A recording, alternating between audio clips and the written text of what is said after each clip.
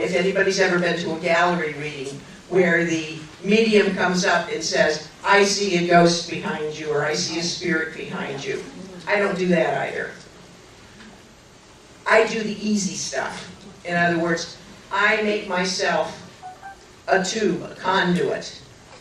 And when somebody asks me a question, the information gets channeled down through me.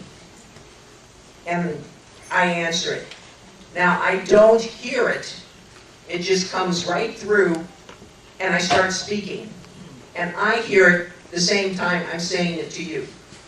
Once in a while, they will give me a feeling of something. If you ask about a particular person, they'll give me a feeling of where that person is. If you ask about how something, maybe a business partner, they'll give me an idea whether they're truthful, sometimes what their personality is like, and it's a very sensory thing. Other times they will give me pictures, and I will tell you what the picture is I'm seeing and what that means from the experience of working with them for 14 years now. So, that being said, most of what they bring through, and the reason why a lot of you are here today, you know, you just heard about me, or you heard about ions, and you decided you had to come. That's your guides working. Our guides, if we are open to them, will always put us in the right place at the right time to get that information that we need to move forward in life. If there was somebody who thought they were going to be here today, and for some reason at the last minute couldn't show up here, it's because they didn't need to be here today. And a lot of you, if you don't get a chance to ask a question, you will hear exactly what you would have asked from somebody else. Because every answer will have some impact on the majority of the people that are here. It's sort of a group effort. Okay, that being said, let's begin. Maybe we could just do one side at a time. Okay. Let's do this side.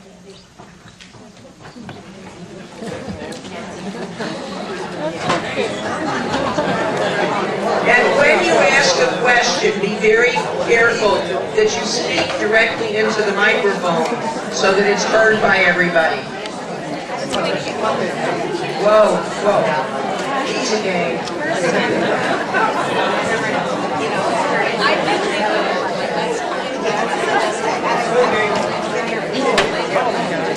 Okay, let's start.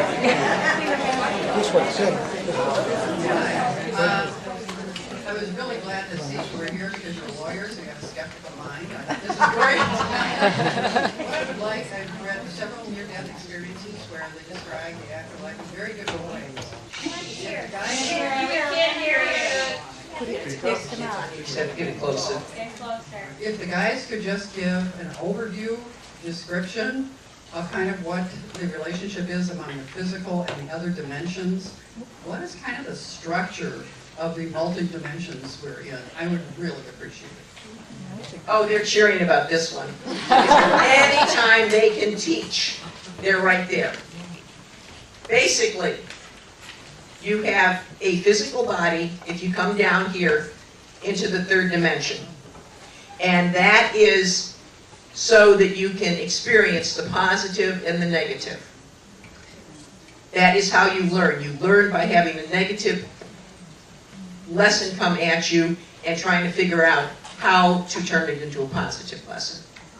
It can be hatred, betrayal, abandonment, abuse, whatever it might be. Now, once you leave the physical body, you go into unconditional love. Down here, physical, heaven and hell are down here.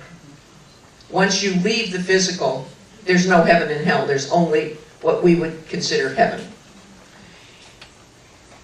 You are a piece of source. That's what the soul is. So you have the ability to create whatever you want to experience. So when you leave your body, if you think that you're going to be perfectly happy just in your non-physical, energetic self as a soul, and you flip around from place to place visiting everybody, that's what you experience. If you think you need to experience having a physical place and a physical body to meet those that have gone before you, that's what you create.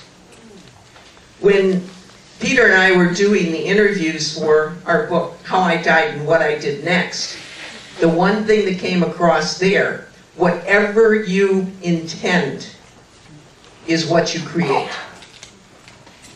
From an easy transition to thinking you have to be punished before you can move on. So whatever your intention is, that's what you experience. The one thing that the masters teach is there are no absolutes. So when somebody says, this happens when you go over there, that's only because that's what they've experienced or that's what they've been told. But it's much broader than that. Whatever you want, that's what's there. Great question. Hi, I seem to be at a crossroads professionally. I guess I'm not going to go back to the corporate world, and I just want to know what's next for me. Well, they're lining up with a bunch of answers for this. Basically, you are at a crossroads because you have learned everything that you can learn in the corporate world. You have faced the negativity of all the gabbiness and all of the betrayal and all of that stuff, and have succeeded in deciding exactly what you want in your world. So this crossroads is for you to exercise the one thing that all souls have, and that's freedom of choice. So you can go in a number of different directions. The reason that there has been sort of a hesitancy in you making a connection in this is because your mind, for security purposes, thinks that you have to have so much money as you receive from the corporate world. And the only way you're going to get that much money is if you go back into something corporate. But what they are suggesting is that you use all of the knowledge that you have and start helping others to realize that they can get to the point where they can change and they don't have to be stuck in the corporate world. So you have had a lot of awakenings, a lot of things that, well, breaking through the glass ceiling and things like that. That type of information conveyed to women through women's groups would be a fantastic way for you to go. A little bit of entrepreneurship, of getting your own business together to create this. And there will be plenty of financial return from it.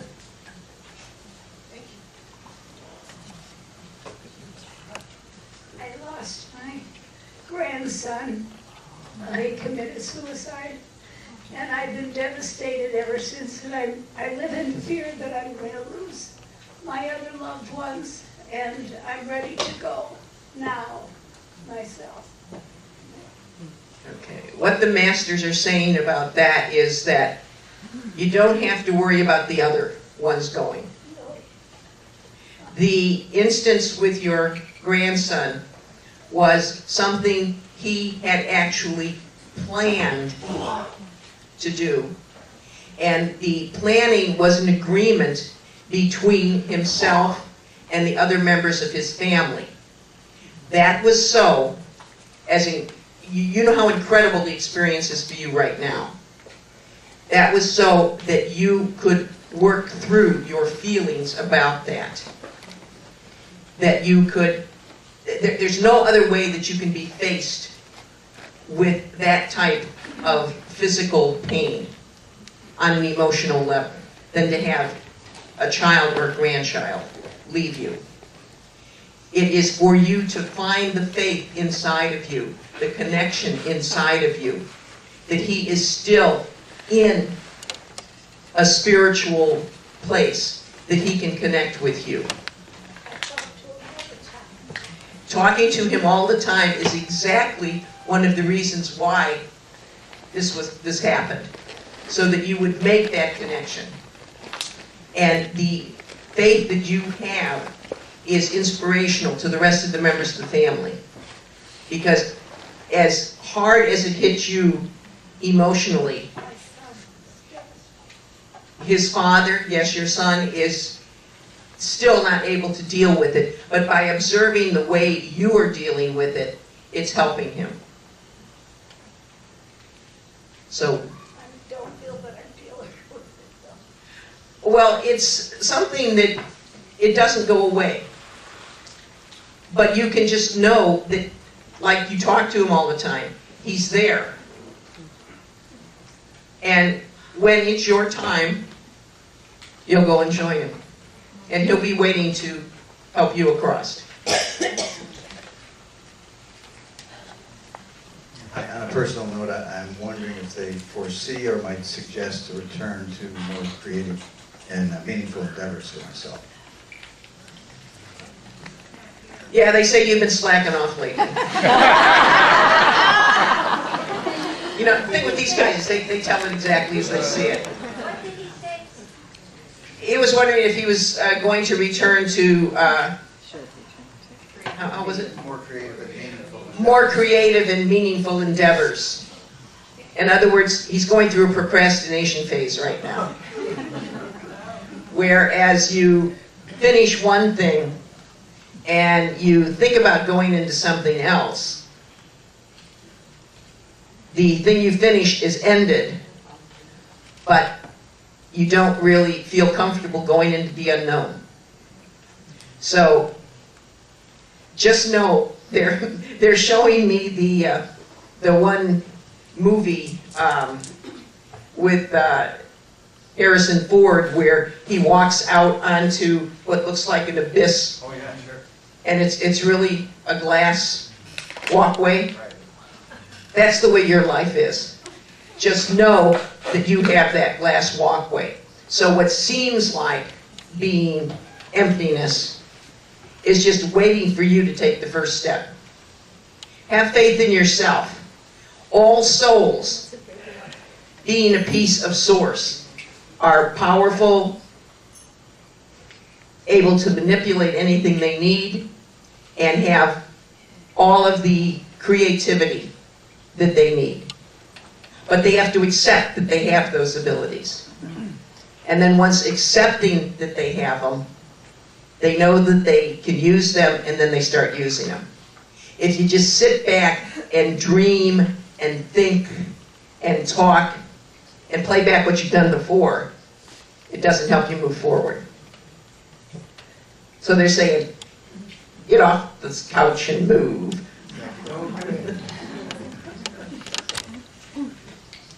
Hi, I think his question segued perfectly into mine, which has to do with my resistance about moving forward and writing this book that I've been wanting to write and actually started to write for some time. I'm a longtime psychotherapist, and I've also been a person who has been a spiritual seeker for many, many years. I have had an amazing spiritual experience that unfolded over the last several years that was incredible, and I feel it's a story that needs to be told. And it just so happens that I believe it's a perfect vehicle to express the things I've learned about life, my opinions about psychotherapy, how it needs to be revolutionized, how the whole field of mental health needs to be turned on its head. However, I have a great deal of fear of judgment and censure if I put all of this out there. Typical human. The one thing with all humans. We have a need to be needed. And the way we interpret that is that we won't say anything or do anything that other people won't accept. Because that will keep them from liking us and loving us. It's the one reason why when somebody asks you to do something for them, it's very difficult to say no. The spiritual path is understanding who you are inside and accepting that if you honor yourself, it doesn't make a bit of difference what anybody else thinks. A very good example was when I went from the law into channeling. I wouldn't tell anybody. Because when I studied hypnotherapy when I was still an attorney, everybody said, well, you used to be such an intelligent, calm person. Where did you get these weird ideas? And that was only hypnosis.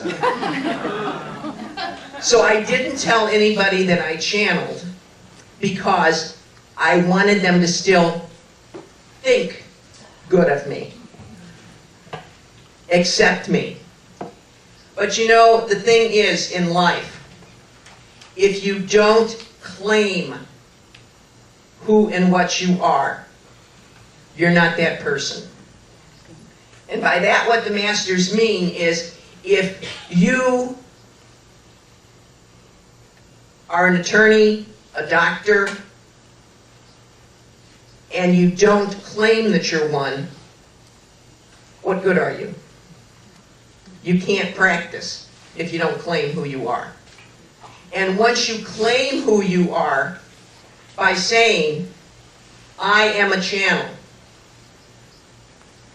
you then have to accept what that comes with that.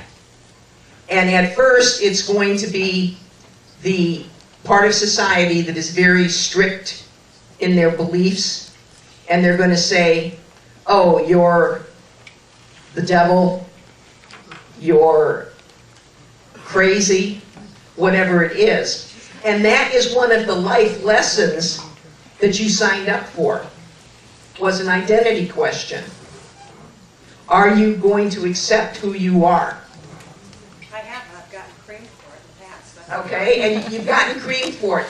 But when you get creamed for it, when the people come in with all of the negativity and everything else, you can handle it one of two ways. You can accept their statements, or you can say, I know that's what you think, but that's not what I feel. So this is the life lesson. Does the rest of society tell you who you are? Or do you tell society who you are? If you let the rest of society tell you who you are saying, they know me better than I know me. Because I believe what they say rather than what I feel. So if you want to claim who you are, if you want to change who you are, you have to go from accepting the judgment of society and just evaluate the way you feel. Let them continue to think what they want to think. It doesn't change who you are. And that's the step that you're at right now. In order to move forward, you have to see if you have enough faith and trust in who you are to tell them to take a leap off a tall building while you publish your book.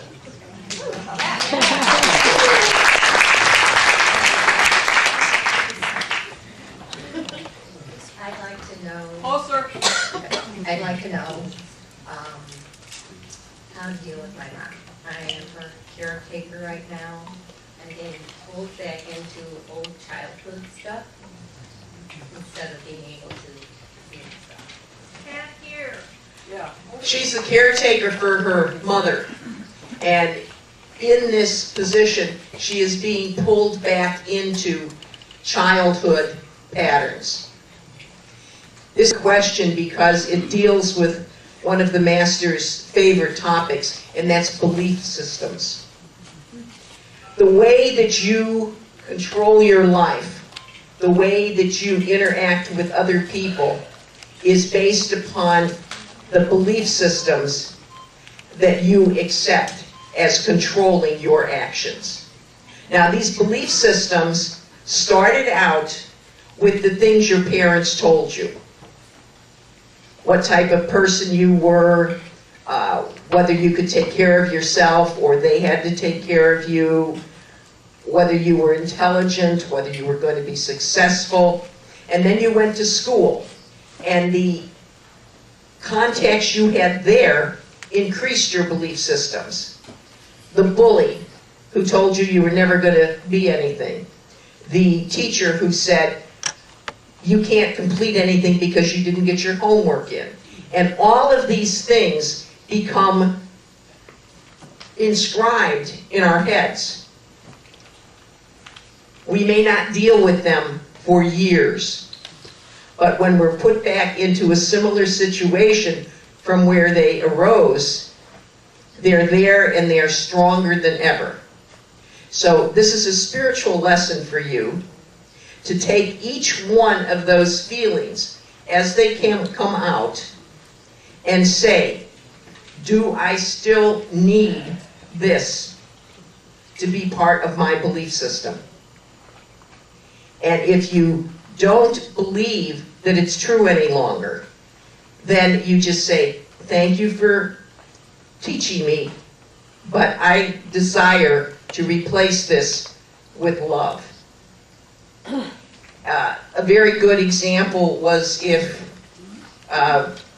you can't do something and you say, well, yeah, that was what my mom said, that was what one teacher said, but look what I've done. I've been successful in this job, I've gone to school and completed this, I've been magnificent in everything I have done after this point. So why am I still letting that one little or two little comments from when I was 7 years old make me think the way I do now? So you just say, I have control over my belief systems, and I no longer need these. Well, it definitely is harder to say than do, but if you do them one at a time, it's not that bad. The problem is that in your instance, because you're with your mother, everything is hitting you just like when you were a child at home. So you'll have to take each one at a time and say, that was fine when I was 5, but it doesn't apply now. And then just cross each one off as it comes. For whatever reason, I was stronger initially than I am now. All right, she said for whatever reason she was stronger initially than she is right now. That's because you have been hiding and holding on to all of these things that are bothering you now for all of these years. And as they have sat in the closet or in your chest, they have gotten more and more powerful because you haven't had to deal with them. That's why they're coming out now. They're saying, I'm here, deal with me. And you'll find as you go from one to another, it gets easier.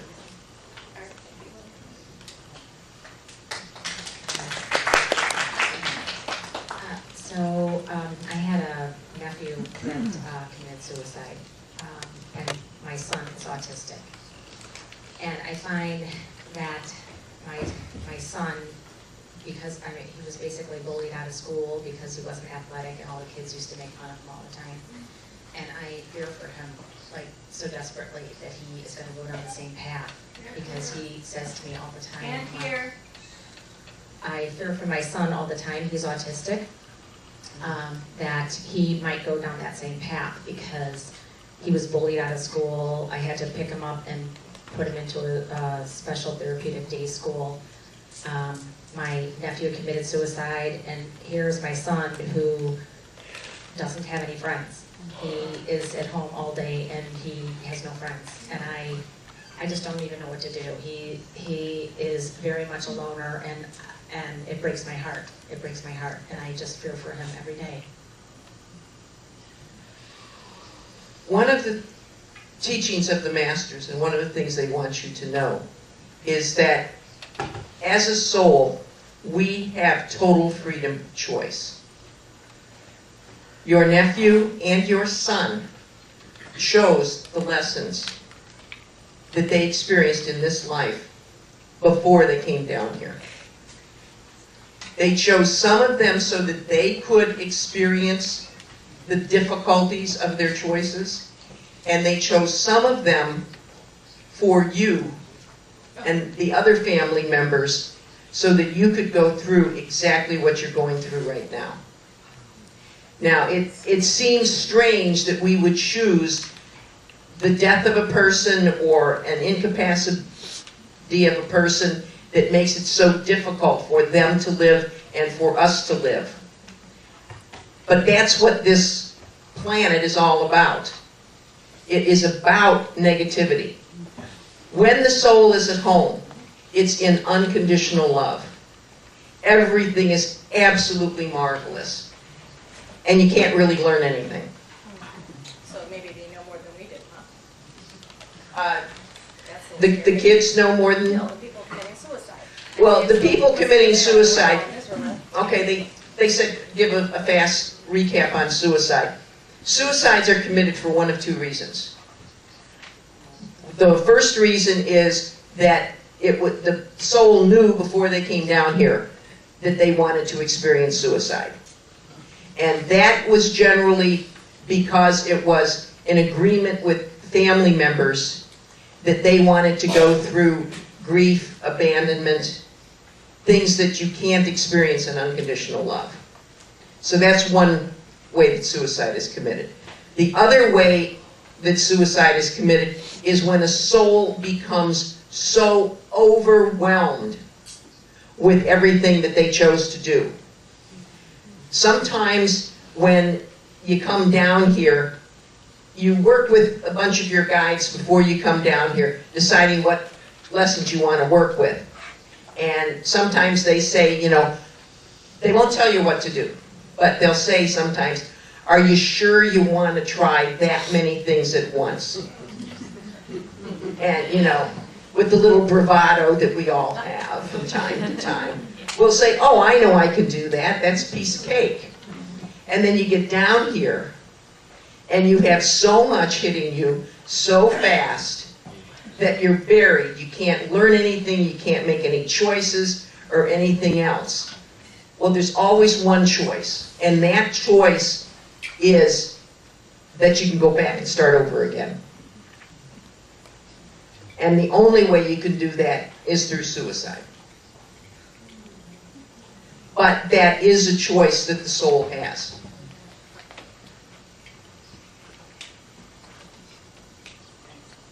I hope it helps a little. I know it doesn't help much, but think about it later. Hi, thank you. We, my family and extended family, are dealing with a number of tough problems. Anybody who's got, George Burns said, happiness is a warm-loving family in a distant city. So, kind of that thing. And I really would like some advice from the wonderful spirit guides. Are we on the right track? Are we approaching it correctly? And what's Tim's role in this, who is my sainted brother, honestly? When it comes to a soul, you, that comes down here to earth, your journey is to learn as much as you can about yourself, and in dealing with the things that you come up against. Those were things you set up to experience.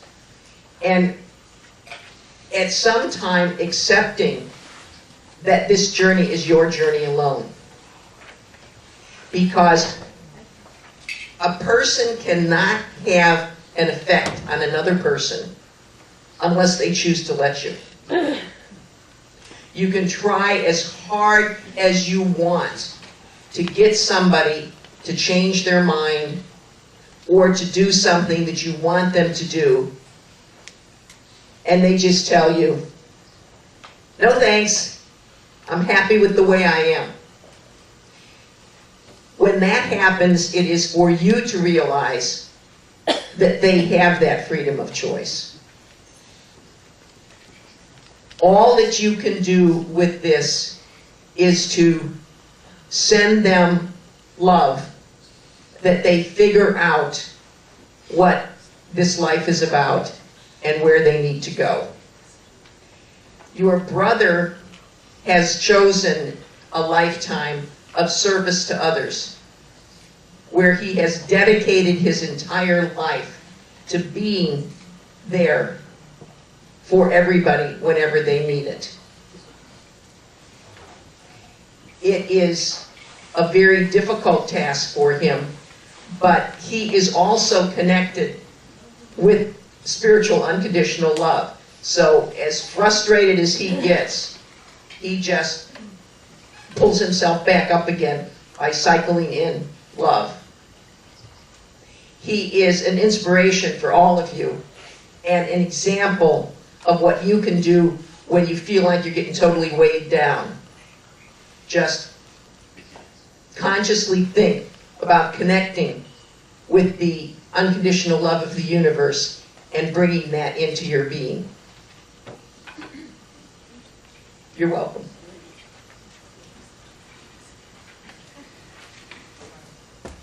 Oh, now some people I know understand are volunteers from other planets.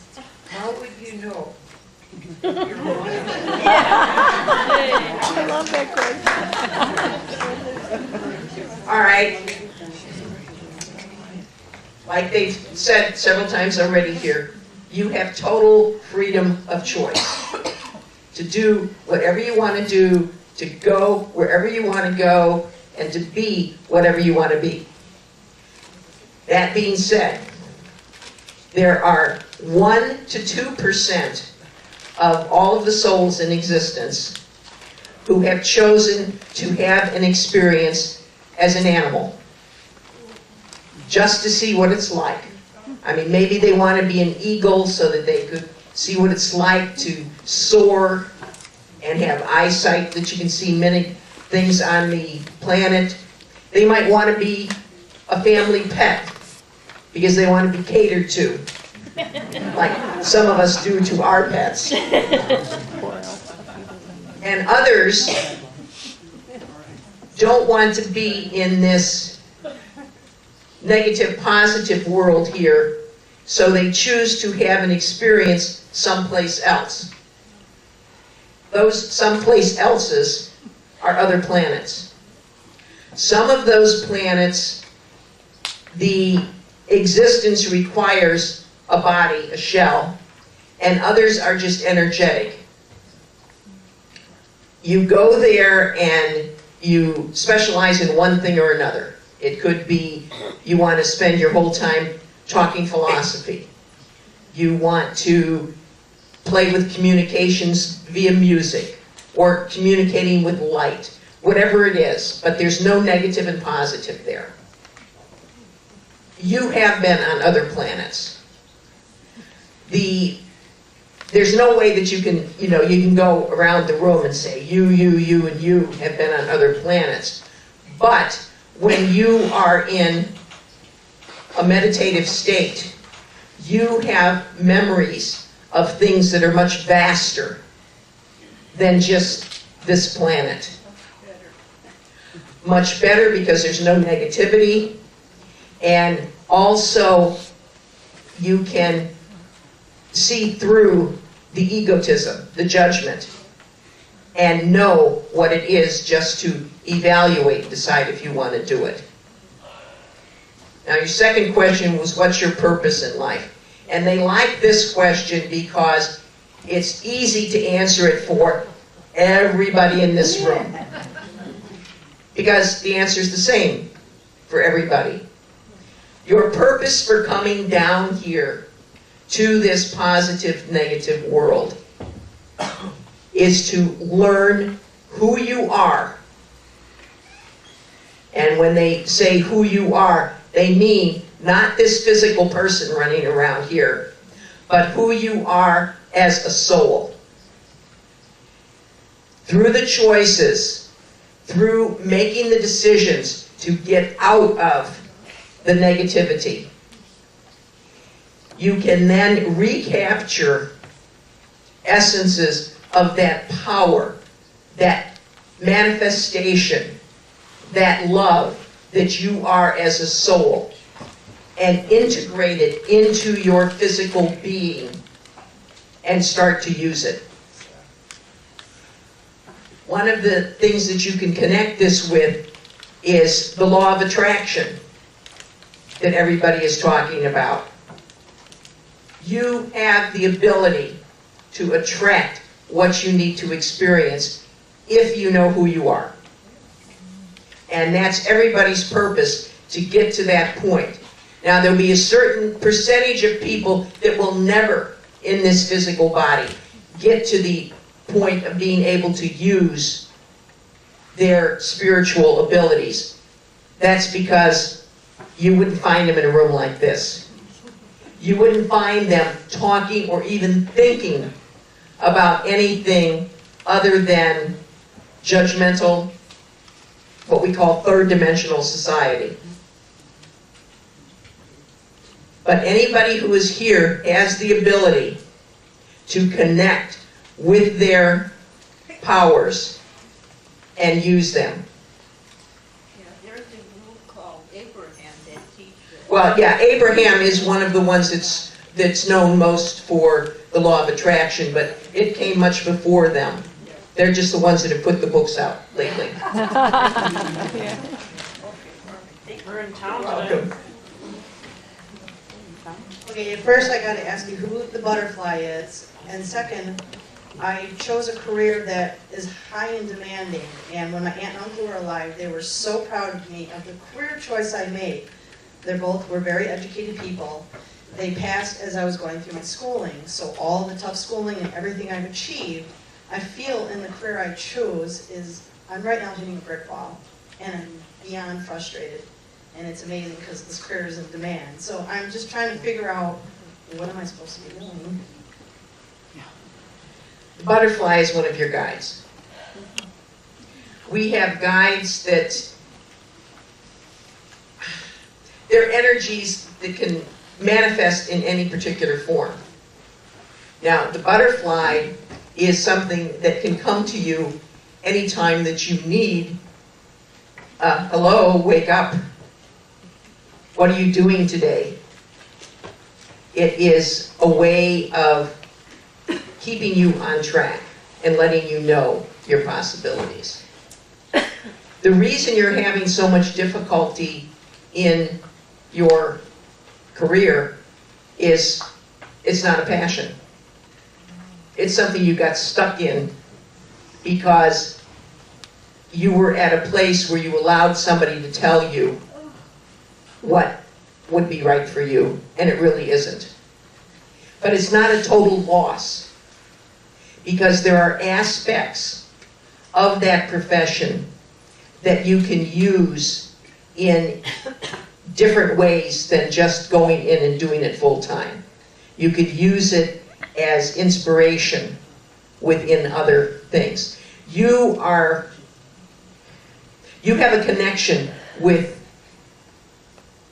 physical souls in the 13 to 18 age range. They just automatically connect with your energy. You could very easily help them in finding their paths. You could take your education and you could teach. You could take your education and you could go even further with it into the specialties. But in the meantime, you've got to find something that appeals to you, that just grabs a hold of you. That's a passion. And you'll find it.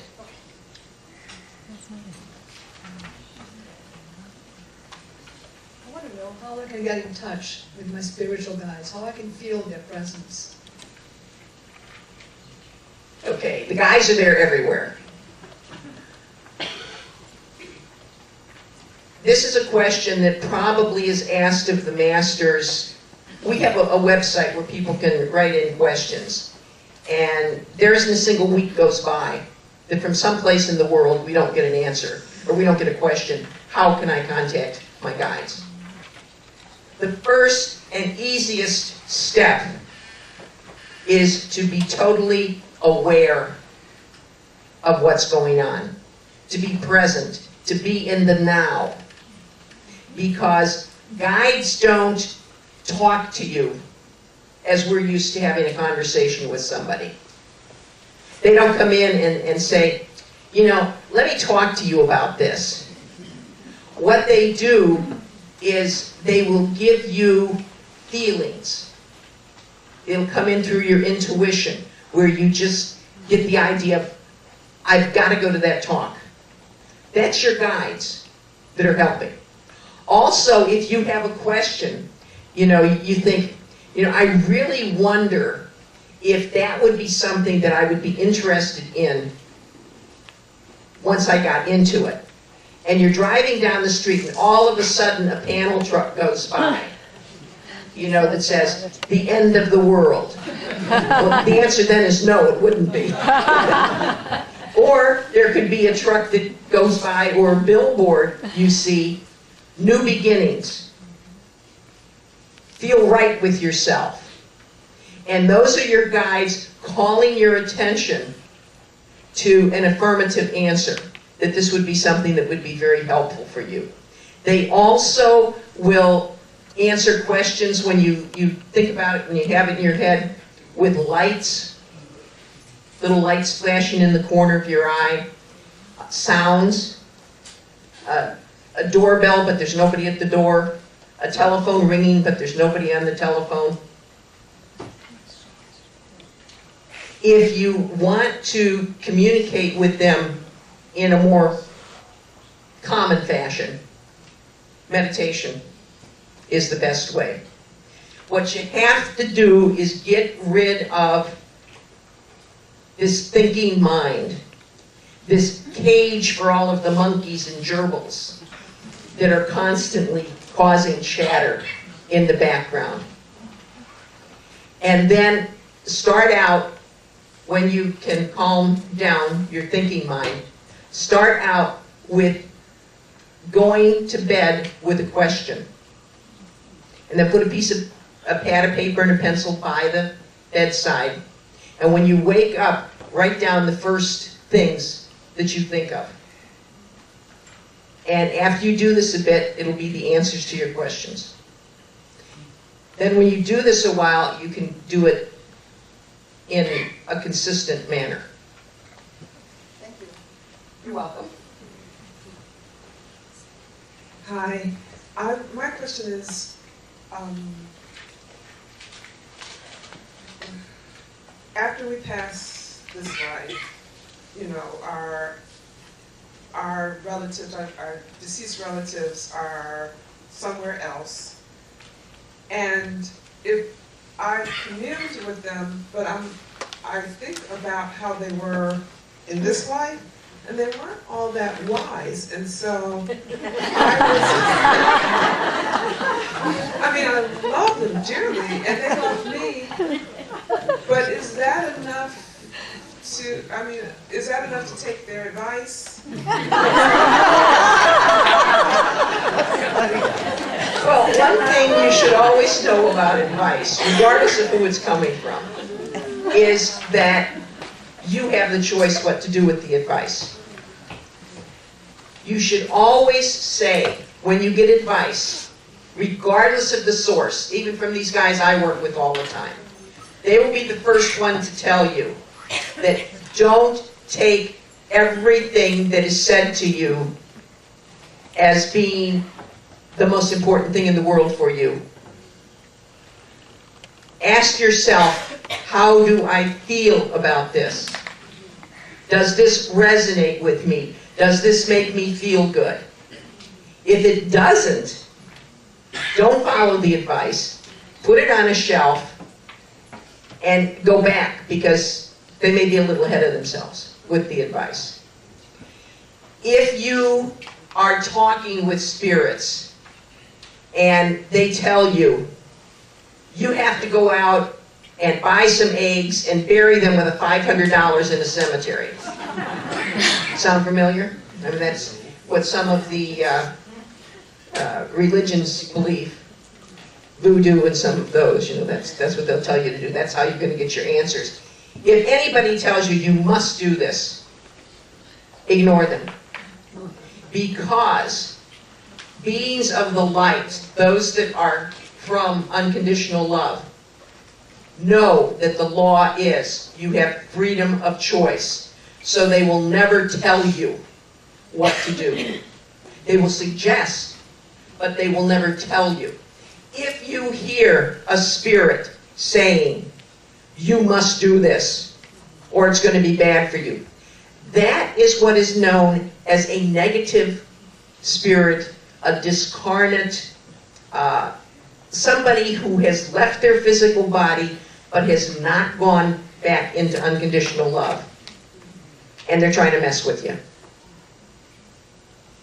Now, when it comes to physical relatives from this lifetime that you're in right now is only one role that you play. The soul is eternal, and it comes down here, and it's just like an actor or an actress taking a role.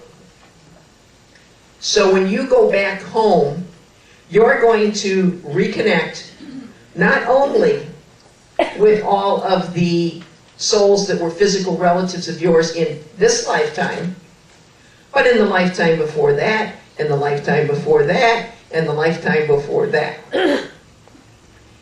If they're still there, if they haven't come back. Also, once the soul leaves this lifetime, if they choose to take on a physical body so that they would be recognized by somebody they spent time with, they can choose the age that they want to appear. They can also choose the degree of knowledge, awareness, intelligence that they show to you. So they could turn out to be more brilliant than your best instructor or something like this if they chose. It just depends upon how they want to appear to you.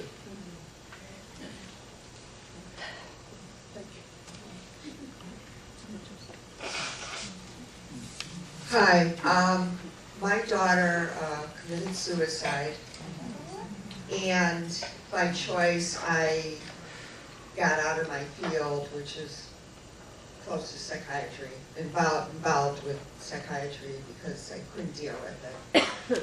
So I'm trying to decide what to do with my future career and the loss of my daughter. So my question is, how do you live with the pain of suicide, and also I have to figure out career-wise what to do from now. So I'm very much in limbo. Lost my daughter and I lost my 20-year career. Choices, choices, choices. What the unfortunate cycle of choices that you had planned before you came down here and has come true was for you to be faced with an examination of who you want to be in this lifetime. And in finding who you want to be, what you want to do with what you recognize.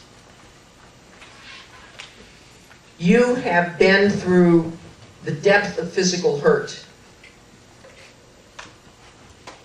the depth of deprivation from getting rid of your career, and you now have a clean slate to write on. You can choose to use the puzzle pieces that were these lives to reconstruct your own, or you can start with something else. With the knowledge you have,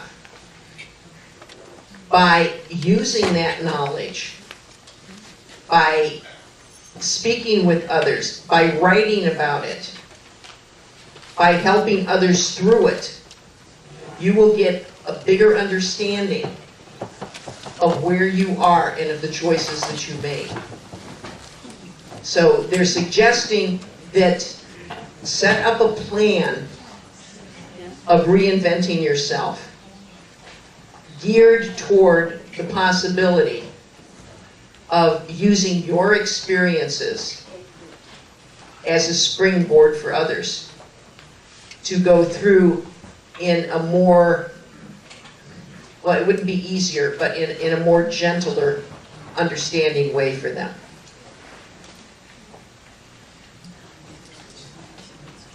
I need to switch sides, so.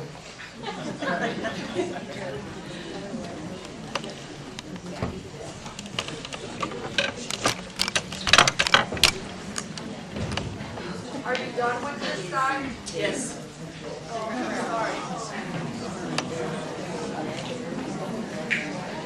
Hi, I'm Jill. Hi. I knew at a very young age that I was meant to do something really creative, and I'm an artist. And I have been making art, and a lot of wonderful opportunities have thrown at me lately.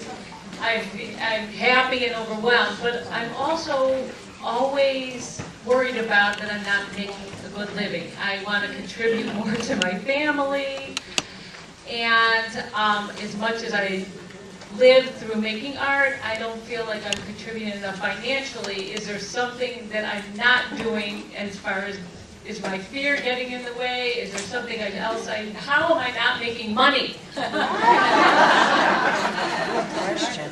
You have put yourself squarely in a poverty mentality. So in other words, the way you think, the way you behave, projects out into the city, the country, the cosmos, and is read by energy. So they're getting little clippets of, I don't make enough money. Okay, she must not want to make any more. I don't know if I'm successful. Well, she must not want to be. I want to contribute more to my family. She must not have the ability to do that. So the first thing you've got to do is change the projections that you have. And the easiest way is through something we call affirmations. And an affirmation is taking a hold of the power you have inside, telling the universe how you want to magnify it, and then sitting back and reaping the results. So it would be something like this. I make so much money from my art, I am able to help my family. My art is going to be demanded by people. Whoops, okay, they said I goofed. My art is demanded by people. Now, where they stopped me there was because that was my humanness throwing in something. I said something in the future. And when you do an affirmation, you phrase it in the present. Because if you phrase it in the future, well, when's the future from now? Tomorrow. When's the future from tomorrow? The next day. When's the future from the next day? Next week. So you have to phrase it as if it were occurring right this minute. Then what the universe says, well, that's the energy she wants. we're going to have to beef up the energy around her right now so that we can be in compliance with that. So start the affirmations. And then you have to be careful that you've got that affirmation out there. You know, I'm demanded by the public. Yeah, right. You know, that little bit of doubt that you allow to creep in calls back the energy that you send out.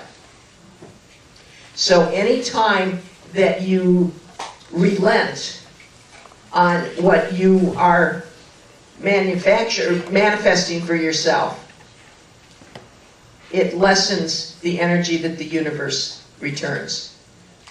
So have total faith in what you're doing. And if it takes a couple of days, a couple of weeks, or a year, try it. It's what the guys call faking it until you make it. Believe in it, but see that this is what has to be. That was an affirmation. My sister always says that to me. Thank you. Hello. My name is Marco. I know that I've signed up for a lot of pain and betrayal. I know that I'm and can you tell me if I'm going to get out of the financial difficulties that we're in right now? Were you listening a minute ago? You have just claimed financial difficulties for yourself. You have identified yourself as having financial difficulties. When you do that, you are telling the universe that is who you are. So you too have to see yourself having the money. See yourself having all of your needs taken care of. And as an aside for this, it's just like if you claim a medical condition. If you say to the world, I have cancer, or my family has it and I'm going to have it, you 100% of the time will hold on to that until you change and say, I had cancer, but it's gone now. Or if you have some condition that you're on medicine for, high blood pressure, diabetes, and you say, I have high blood pressure, I am a diabetic. To do anything about that is very, very difficult because you're identifying yourself, just like you're identifying yourself as not having enough money, and you're telling the universe, that's what I believe. So instead, with the medical conditions, you can say, the body that my soul is occupying currently has the problem of diabetes, but my soul doesn't accept that it's needed, and is going to do something about it. Thank you. And along those lines, I have I'd like a specific answer, not a general answer. Specific for me. The people have heard here, I have tinnitus that I've had for 30 years, fills up the right side of my brain with a lot of noise, siren. And I would like to know from your guys if they can give me a cause and a solution to stopping this, because I do believe it can end, but it's a mystery. Get here. Okay, she's been afflicted for years with tinnitus, ringing in the ears, and it's infecting the brain cells, and she wants a specific reasons why it's there and what can be done about it. Why it's there is because you wanted the challenge. You wanted something that would be constantly a reminder of the fact that you are the one in charge of your body. You are the one that makes the decision of what you deal with. Now here comes the disclaimers. We cannot give medical conditions because the AMA, all that stuff. So this is not by way of a diagnosis. They do that because I was a lawyer and usually they, give me a bunch of disclaimers before this, but this is the first time. It is a spiritual problem. It has to do with your belief in your abilities and what you can do to change. Not only you know that you can change in the outside world, your job and where you live and everything else, but you don't accept that you have total control over the functioning of your body. About everything else I do. Yeah, about everything else. This has been a tough thing. Yeah, well, it's a tough thing because you decided to come down here and have a tough life. Part of it was dealing with other things in your life while undergoing this constant barrage of noise. You have dealt with the major things. So now you do have the time that you can start working on that. And what they're suggesting is that you become very familiar with the energy within your body. In meditation, stop and listen and feel how the impulses and the energy rotates through your body. Make decision on how you want the energy to be rooted. Because they're telling me that the cause is a blockage that is preventing impulses from traveling all the way through without bouncing against things. It's the sound of the impulses, the nerves, bouncing against objects in your head. So you need to get a little construction crew up there, spiritual construction crew up there, to find all of the pathways that are blocked and to gradually start unblocking them, making new paths. It will be a gradual process. You have to see the finished result, that it's possible. And anytime the negativity pops up, you're going to have to then go back and do a little reconstruction. But if you're totally on board with it, you will be able to do it.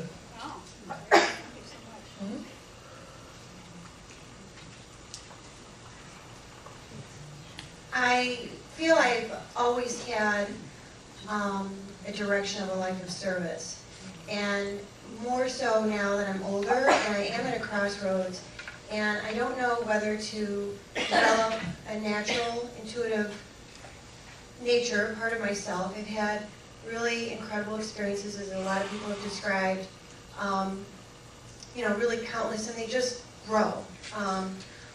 Or certification, a master's. I mean, what's the best way? I feel like I've been on this pause phase for so long, waiting for something to become clear, and nothing, no one direction. And so I'm just like spinning around, and not taking off any, I'm not getting any traction. One of the problems is you have so many possibilities that not one thing pops into your mind.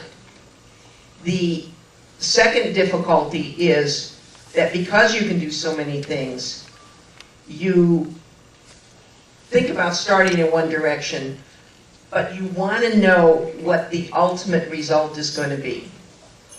So this whole thing is about learning that control is no good.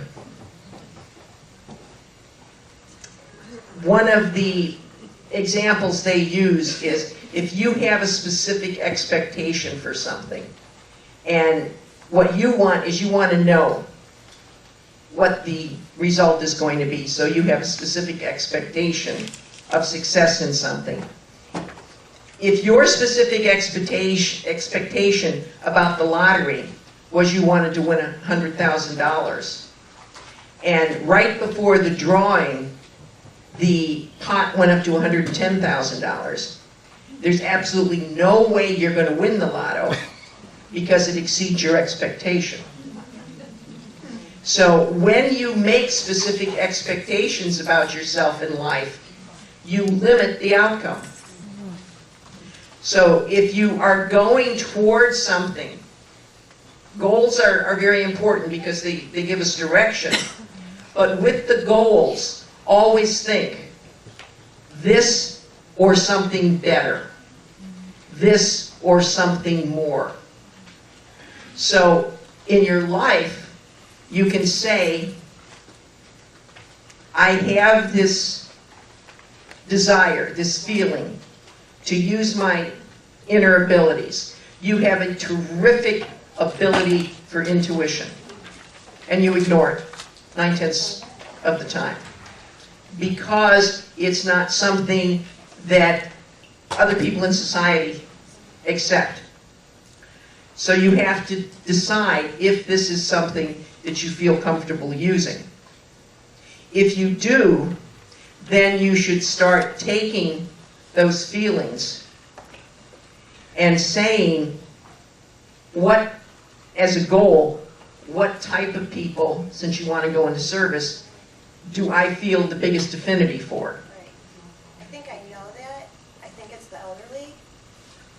That's one of the things that you had considered, yes, is working with the elderly. But there are so many different facets of working with the elderly. Right. So then you can, what they're suggesting is they're suggesting take some time, volunteer in different places with elderly. Whether it be even hospice, or if it be nursing home, or if it just is an over 55 place where you could be an activities director. You have all kinds of things you can do. Try them and see what fits the best. But please, they say, pay attention to your intuition.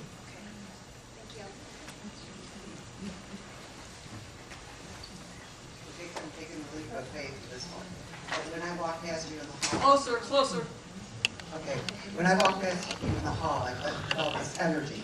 And I was this way, I was like this, and I turned around and I saw you. And then we met again in the ladies' room, and the energy I felt was just like I started shaking. And so I figured somebody's got a message for me.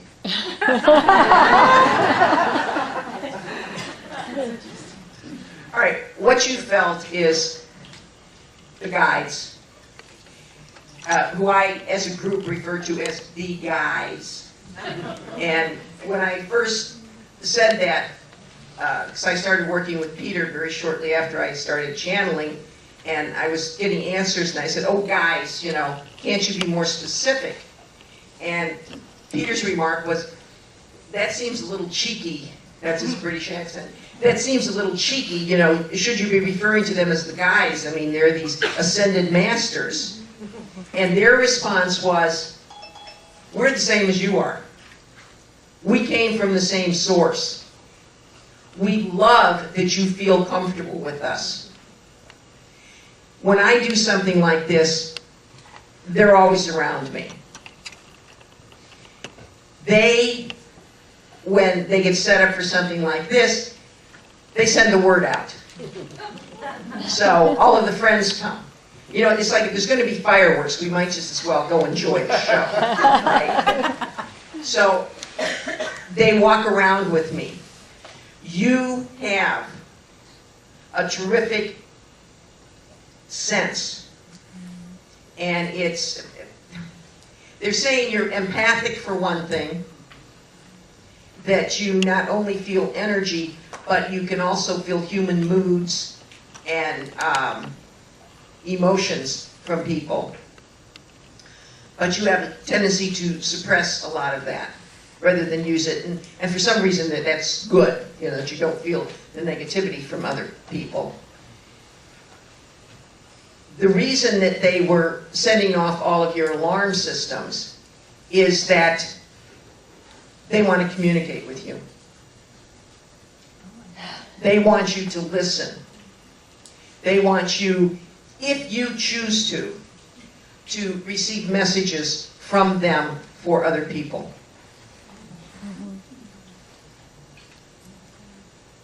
So whenever you want to start working with them, just in a meditation, call in your own guides, have them introduce themselves, and then set up a plan between you and them, if you want to do it, how you want to do it.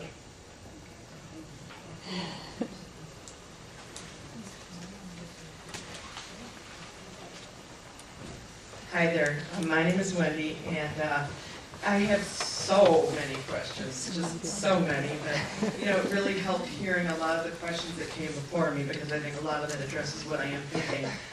Particularly what this woman just was talking about. I've had some loved ones pass on, and I am trying to make myself more receptive and perceptive and intuitive.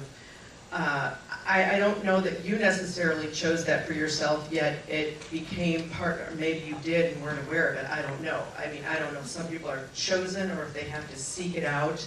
I'm trying to get the idea of meditation and becoming more aware. I'm wondering if I'm just being a little too thick-headed about it right now.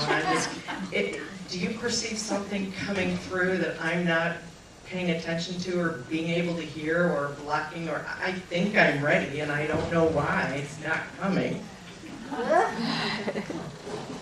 First off, everybody in this auditorium, everybody who is in a physical body has the ability to connect with non-physical energies. The biggest hurdle is self-belief. Now, granted, I did make plans to do this at some time in my life. But that doesn't mean because I did, I'm unique in that ability. The crossover point is going from accepting that the things that come into you on a non-physical level are coming from outside of you, are communication. And getting the thinking mind to stop judging them. We have two ways to perceive in our bodies. The first is thinking, which is what most of us use. That comes from our head, which is like the hard drive of a computer. What is in our head got there one of two ways. Either through our eyes, by what we have seen and what we have read, or through our ears, by what we have heard or what somebody has specifically told us. So, considering those things, that means that most of what is in our head came from somebody else. It didn't come from us. We had no choice in accepting that information. We have a choice as to what to do with it, but we have no choice. It just came to us. The other way we have of looking at things and dealing with things is through our heart energy, our feelings. So if you want to bridge that connection between completely physical and non-physical, change one way of doing things in your life. Get rid of asking yourself, what do I think about that? And start saying to yourself, how do I feel about that? It will turn your life right on its head in some cases. When dealing with non-physical energy, you have to get it through your feelings, through your emotions. So that means you've got to shut down the computer system. And meditation. Now, here comes the lesson on meditation.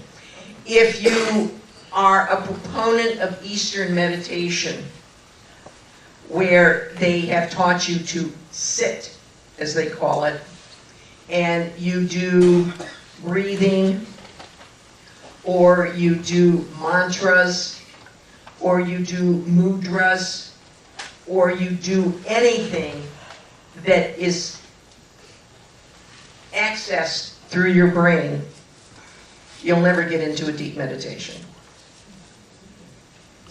Because meditation is the shutting down of outside stimuli and the connecting with internal stimuli and external from source. So it's shutting those monkeys down, those little gerbils on their exercise wheels, all of that stuff that keeps you from being able to go to sleep at night. One of the easiest ways to do that is by occupying the mind. And you can do that any repetitive act that you don't have to think about. Walking, doing dishes, ironing, knitting.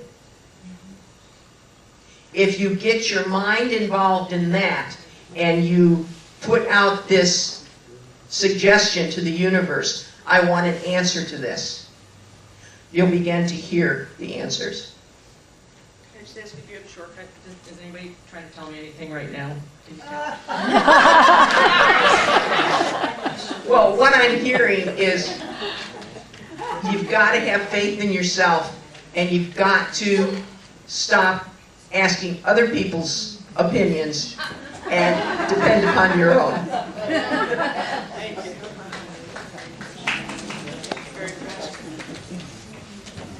Hi, my name is Lynn, and I'm much like you. I started out in law enforcement, trained in hypnosis, and do readings now, astrology and angel readings. But for the last 2 months, I've been feeling, I'm getting calls from my clients, and then I don't want to answer. And I've been asking and asking and asking, but it's not coming through for me. I've been trying to connect up with my angels to find out why I want to call them back. I don't know what the problem is. And I have one other quick question. I also was involved in a business before, and I was wondering if that business, which involves angels and astrology and all that, would be something that I should pursue here. Well, first off, the disconnect comes because you changed the way you thought about some of the stuff you were doing. Because of comments from some of your clients, you started taking more of a responsibility for the messages that were coming through. And that's the one thing that you have nothing to do with the messages that come through. Yeah, well, that's a belief system that you've got in here that says it is you that is doing this. And for all you healers out there, they said this is another time where you've got to know that you don't do the healing. You are just the facilitator for the energy coming through. And you're not responsible if the client chooses not to accept the energy. And it's the same thing with readings. So just anytime that comes up, you sit back and say, okay, where did I get that thought that I have to be responsible? Once you straighten that out, you would be very happy if you went back to your prior business.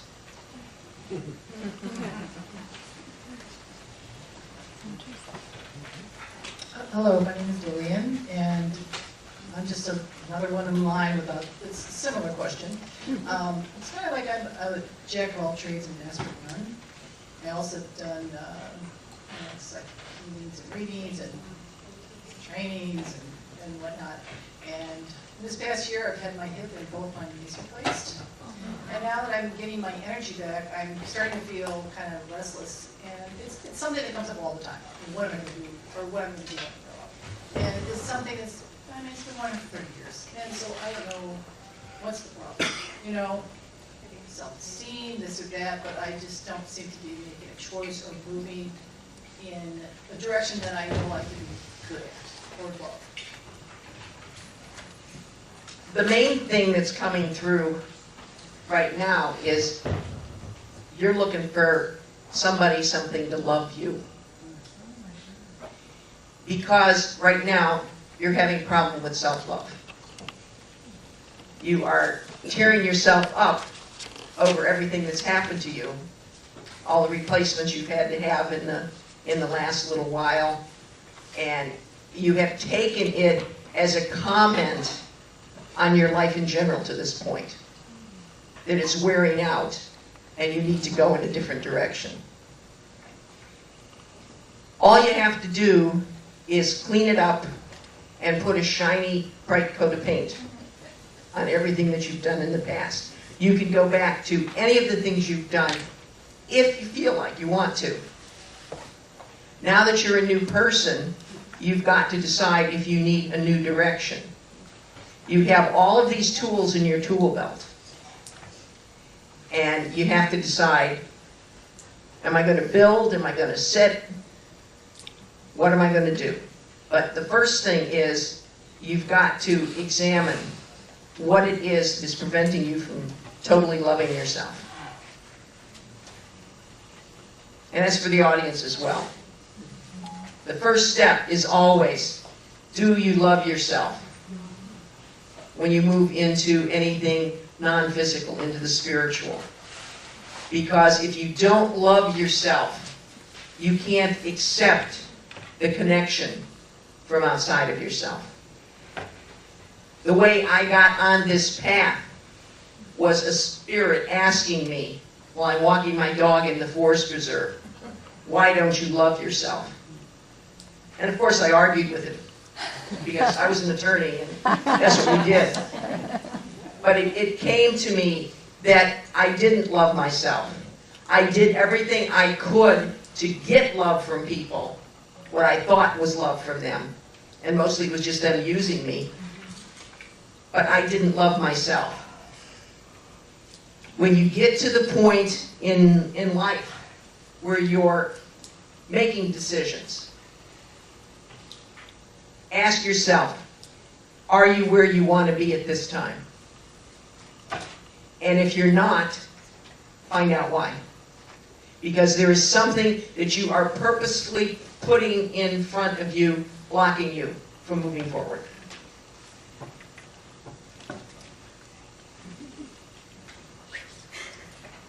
You made it. I have a spirit guide named Mariba.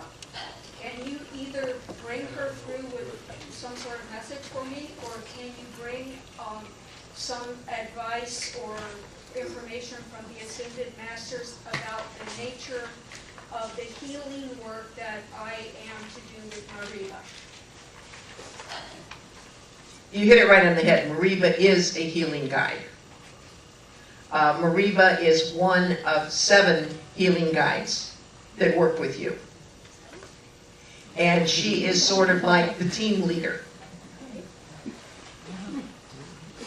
And what I'm being told by her is that the reason there are 7 is because you can easily heal each one of the 7 chakras with incredible power by going through the different healing guides that are there. Ask and help shall be given. That's the biggest message. Don't hesitate to ask.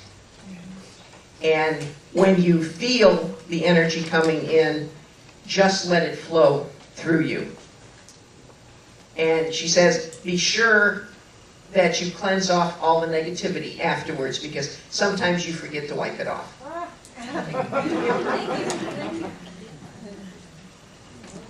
Hi, an honor to be here. Being a clinical astrologer, I'm able to see and witness these measurements of time where, on the other side, we may have chosen very difficult experiences for ourselves. You talk about choice a lot. It's dominated the conversation today. When I see a measurement in time that is exceedingly challenging, is there a choice in time and space in this earth plane reality? That's one question. Another question is a very specific, and please indulge me. I joined a group of 8 people that will be bringing hemp medicine to the world, and I would like some feedback about how to get the word out, spread the good medicine. First off, is there a choice? Always. Now, the choice is a little different when it is in conjunction with an energy that is being influenced with physical things, such as the planets, on a physical body. The choice is that it is predetermined by that person to put themselves in a certain place, knowing that it's going to coincide with the positions and the transits. So yes, there still is a freedom of choice. And the negative things that they experience are intensified by the negative planetary influences. And the things that they go through more easily are experienced by the shifts and where they put themselves. So it is a choice, but it's not as simple a choice because it involves more than just the soul itself making a choice. It is a positioning effect. And they're saying it's like if you're driving a car, it depends upon which route you take so that you either see a parade while it's going by or you avoid the traffic jam. Now, the hemp medicine, they're applauding not only the work that you're going to be doing with it, but the timing. Because as marijuana use is coming into the forefront, this will expand upon what can be done with that. And they will see that it's not just a hallucinogenic, that there are many other qualities that nutritionally, energy balancing, everything can be done through the hemp. Somewhat piggyback, particularly in the areas that are more open with the laws first. When you get recognized there, and then the distinction is made between the fact that it's not being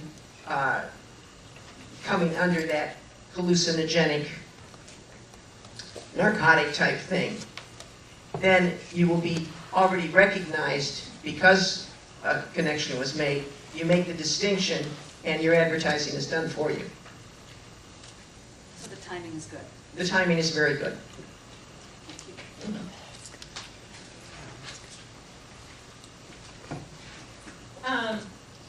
First, I'm of the mindset that, and believe, I don't do saints. You know, I think that every person is just as special and just as sacred as any saint.